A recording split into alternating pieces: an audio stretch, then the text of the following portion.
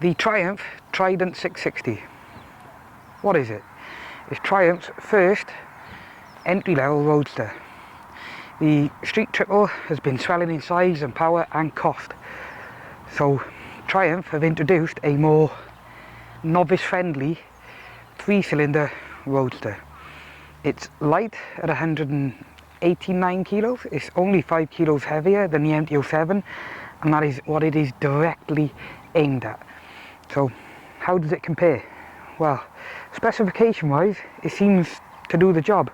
We've got a 660 3-cylinder 80 brake horsepower motor.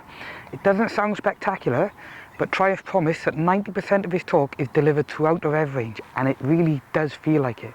It feels very punchy. We've got a Showa upside down fork on the front. It might look flash with its red sticker on, but it's a non-adjustable budget version, but it's suspended quite nicely. It rides well. It's only when you really push on in the twisties you notice the budget feel, but that can be said of any bike in this class. At the rear is suspended again by a Showa unit with preload adjustment only. It's got a Nissin sliding caliper on the back and 2 Nissin sliding calipers on the front. That is the one place where it seems to be down in spec on the MT-07. The MT-07 has opposing pistons on the front, but I haven't noticed it doing the bike any wrong. It hasn't done the bike any bad so far on the roads I've ridden on, although with the poor conditions this morning I haven't had a chance to really push on it yet. Okay, so I've suffered microphone issues in the middle of talking about the specification, so I'm sorry about the quality of the audio from here on out. Not a lot I can do about it, I suppose. So, the last thing to mention about specifications is this nice big round TFT dash. Now, it might look retro, but it's got mobile phone interconnectivity, 2 selectable rider modes, and you can adjust a few settings of the bike for it as well. The rider modes, it's got road and rain, and road. The ABS and traction control functions and the map can be adjusted a little bit of seat conditions. So, it is nice to see that level of dash and interconnectivity on a bike at this price point. For me, it's the right level of technology. Gone over the specification of the bike.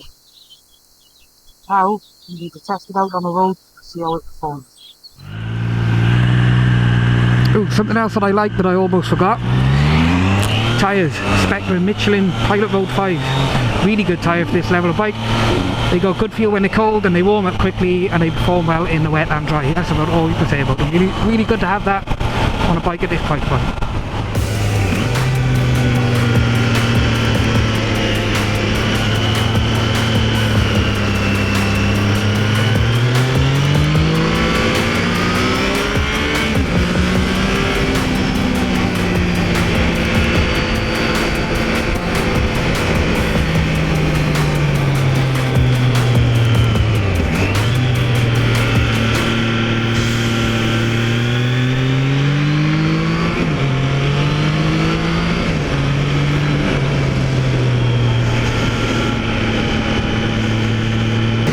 Okay, so I have just ridden down the Usk to Chepstow Road. It's a Nadgery B road. I can't remember the number now.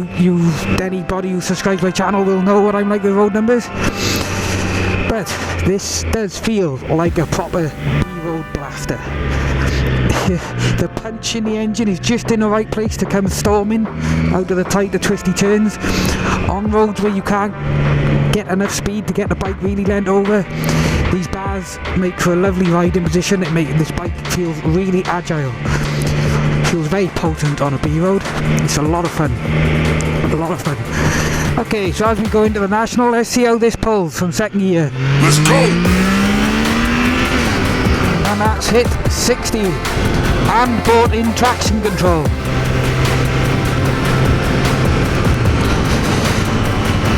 That just pulled from 30 to 60 in second gear in what felt like almost an instant. That is a very punchy motor. This feels like a more well-rounded bike than its competitors. It handles well, it goes well. I mentioned the brakes being lower spec than the MT-07. You can feel it. They do stop, and they do stop well, but you haven't got the feel there compared to you get out of a good set of opposing calipers. They're a bit wooden, and what that means is you lose finesse. If you've got to pull them really hard to get it to stop, you do lose a bit of finesse. Right, we're in third. That should be enough for an overtake up this hill if it's clear, and it is. And there we go, nearly maxing out the revs there.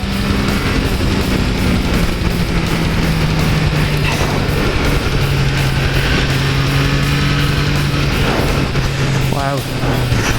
Okay, now I'm used to this bike. It does handle poor road surfaces really well, and tight twisty roads really well. This road is slippery, so I'm being, you know, it's under trees, time of year, there's still a lot of salt on the road, so I'm being a little bit cautious. And this bike on the road 5s hasn't moved an inch out of line. The only time I've actually brought in traction control was dragging in a straight line between 30 and 60, which is quite impressive. Here we go again.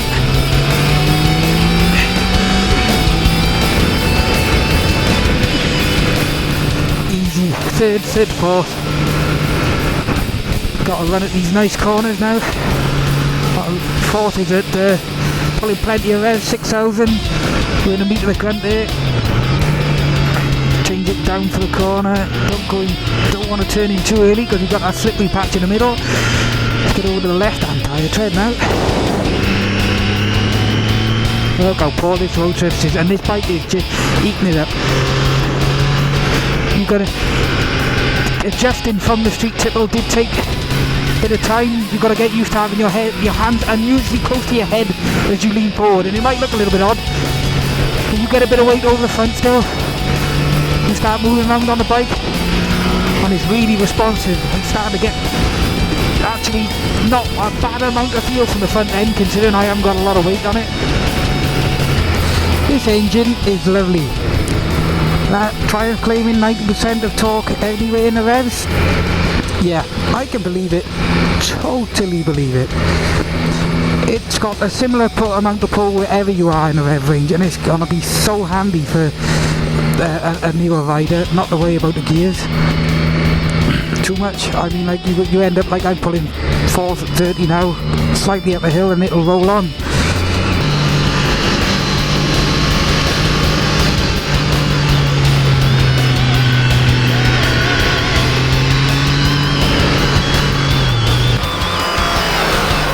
So I've taken this bike up Forest of Dean today on that twisty road that we've just been on. Less than ideal conditions, and it did feel very confidence inspiring. There wasn't one point that I felt like I was asking too much of it. In dry conditions, I think you could probably really lean on this bike a bit. Here we are. Let's have a look now.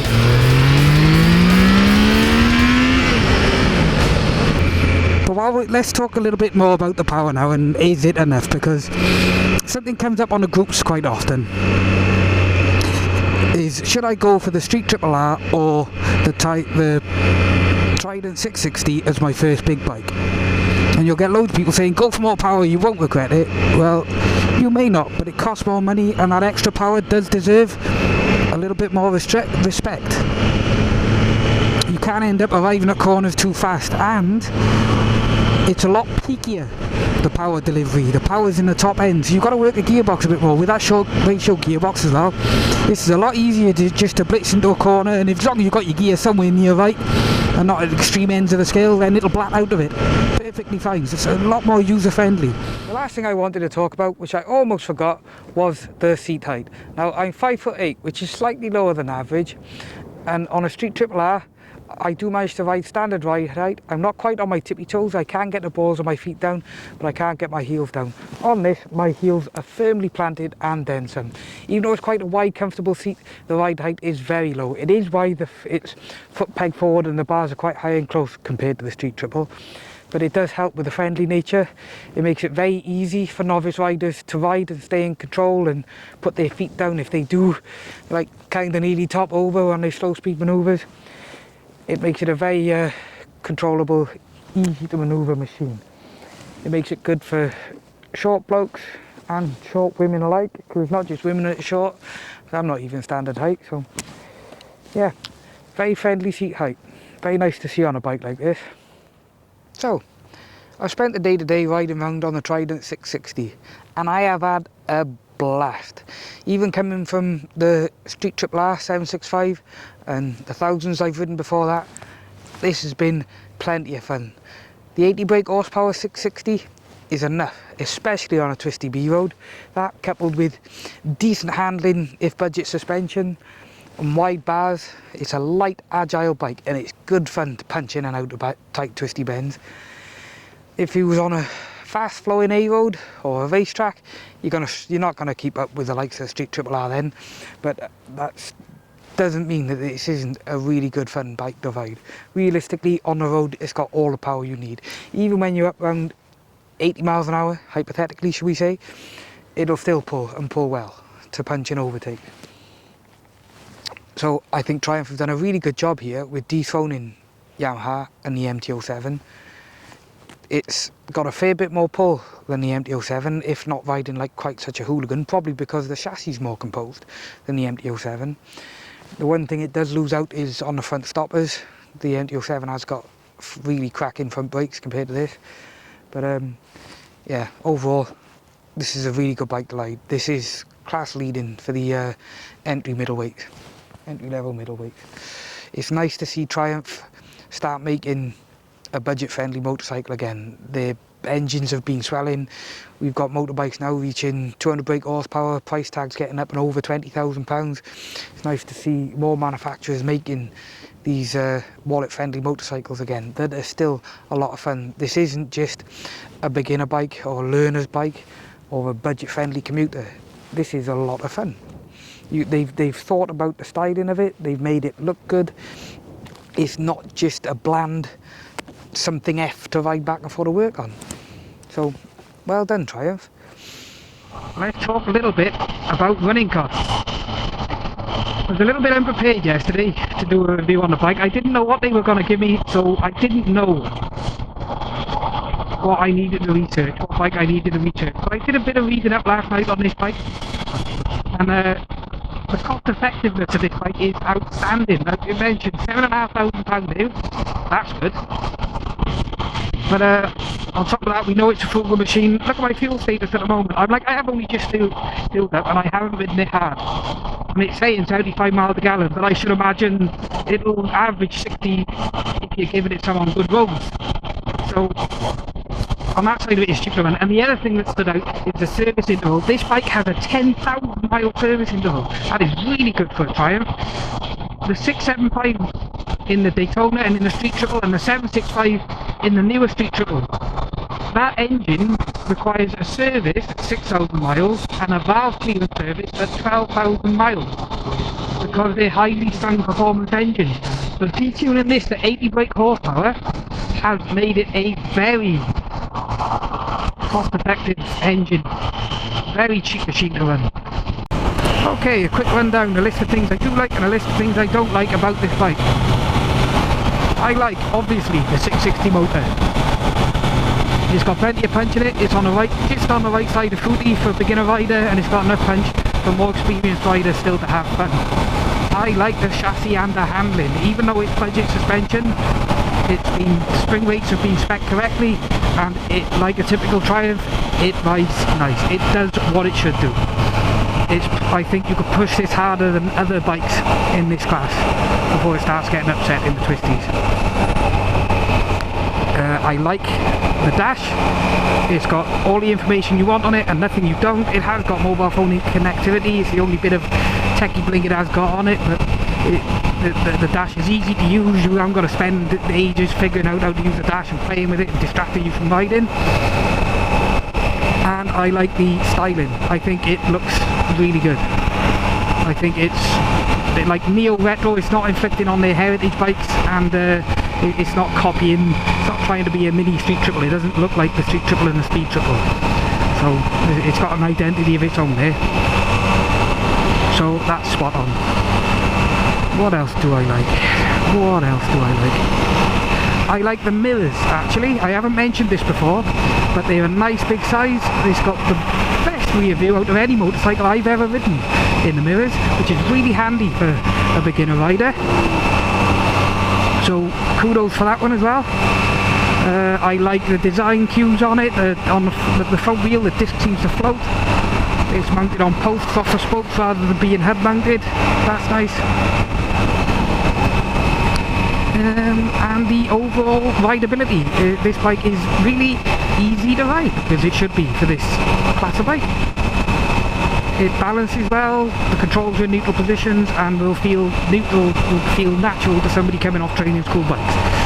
The flip side of that, I'm used to having a bit more weight on my wrists and a bit more feel for the front wheel, so you can get weight over forwards a little bit on the bike, but you look and feel a little bit awkward doing that. But it doesn't hold back too much in the twisties, and it's right for this style of bike. So onto the things I dislike about the bike. Well, I mentioned the switchgear. It feels and looks plasticky. The indicator, I'm not sure if I pressed it or not. It's becoming less of an issue now. I've got used to where it is, but I still can't feel it. What else don't I like? They could have possibly, bit of a criticism, they could have possibly found money in the budget for sliding calipers maybe, not sliding calipers on the front, have opposing calipers on the front instead of sliding calipers, but you know, it stops well enough. It's a bit wooden compared to the MT-07 brakes, but it stops well enough, so not too bad. The other thing I dislike about this bike, and I noticed I gave it a quick whisk because I got it properly dirty yesterday, so I thought I'd swizz the worst of the mud off just so I didn't bring an absolutely stinking bike back to Triumph. Look at that ignition. Look at that capture there for water. All ignition valves are susceptible to water entry, but that's the biggest capture point I've ever seen around an ignition, and the water does sit there and it does seep into the ignition valve. So if you don't keep that clean and greased when you wash the bike, that's to prevent the water getting in there, that's going to cause you issues. You need to use lithium grease on your key barrel, on your ignition barrel, to keep that protected. So not a massive list of dislikes on the bike, but again, at a bike at this price point, you can't be too picky, can you? And it is a great price point. It's a little bit cheaper than the MT-07, which they've aimed it at. It's around the £1,000 mark more expensive than the Z650 and the SV650, but it does look better, it's finished better than those bikes, and it performs better than those two machines. I hate to say it because I love the SV650, but it just goes to show how good this motorcycle is. So to round it up,